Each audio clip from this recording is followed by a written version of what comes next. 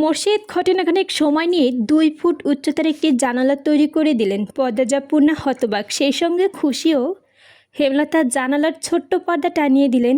Room থেকে বাইরের দৃষ্টি দেখা যায়, কিন্তু জানালার ওপাশে কে আছে তা বাহির থেকে বোঝা যায় না।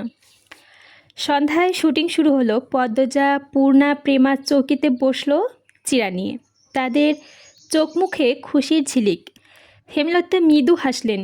বড় মেয়ে দুটো কখনো মুখ ফুটে শখ আহ্লাদের কথা বলে না। না বলার সত্ত্বেও অনেকবার তিনি 2 বোনের ইচ্ছা পূর্ণ করেছেন। আর কিছু ইচ্ছে বুঝতে না পারলেও পূর্ণার সামর্থ্য হয়নি তার।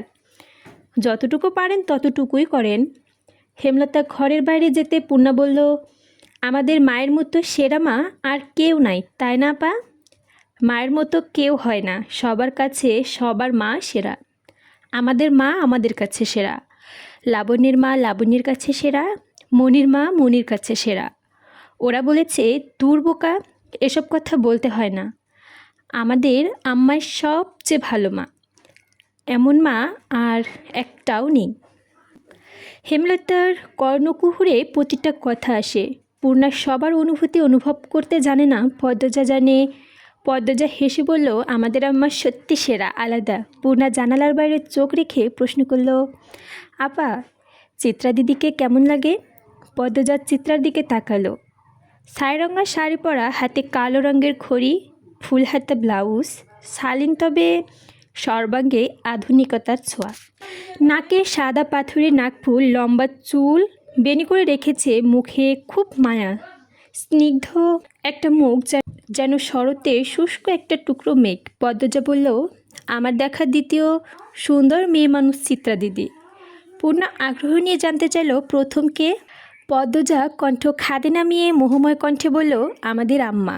সঙ্গে সঙ্গে হেমলতার বুক শীতল ও কোমল অনুভূতিতে ছুঁয়ে গেল। পদ্মজা এত সুন্দর করে আমাদের আম্মা বলেছে, হেমলতার প্রথম শুনলেন তিনি সুন্দর। ভুবনমোহিত রূপসীও মুখে শুনলেন। আনন্দ এই কোথায় রাখবেন, কেন ছেলে মানুষই অনুভূতিতে তুলে যাচ্ছেন তিনি। প্রেমা অবসরে বলল, আম্মা তো কালো, চিত্রা দিদির চেয়ে সুন্দর কিভাবে? এভাবে বলছিস কেন প্রেমা? তুই ফর্সা হয়ে গেছিস বলে কালোকে ভালো মনে হয় না? পূর্ণা গম গম করে উঠল। বোনের কথা শুনে ভয় পেল প্রেমা। পদ্মজা বলল, বকছিস কেন? প্রেমা কতটা ছোট, ও সুন্দরের গভীরতা কিভাবে বুঝবে? ও খালি চোখে কালো সাদার তফাৎ দেখে। সুন্দরের গভীরতা তো আমিও বুঝি না। পূর্ণার কণ্ঠ ভারী নিষ্পাপ শোনালো। পদ্মজা এদিক ওদিক তাকিয়ে দেখে নিল হেমলতার উপস্থিতি। এরপর বলল, আমার রং কালো, কিন্তু সৌন্দর্যের কমতি নেই।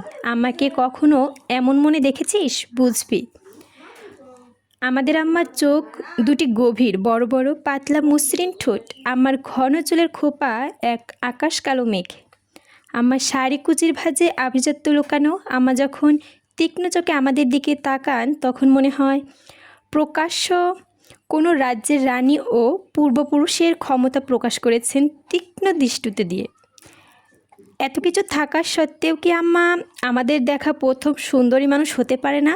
পদ্মজার প্রতিটি কথা পূর্ণার উপর ভীষণ প্রভাব ফেলে। ওদিকে প্রেমার চোখ পিটপিট করে কিছু ভাবছেন। পূর্ণা উদ্ভাস নিয়ে, কাল থেকে আমি আমাকে মন দিয়ে দেখব। আমিও। প্রেমা পূর্ণা দলে যোগ দিল।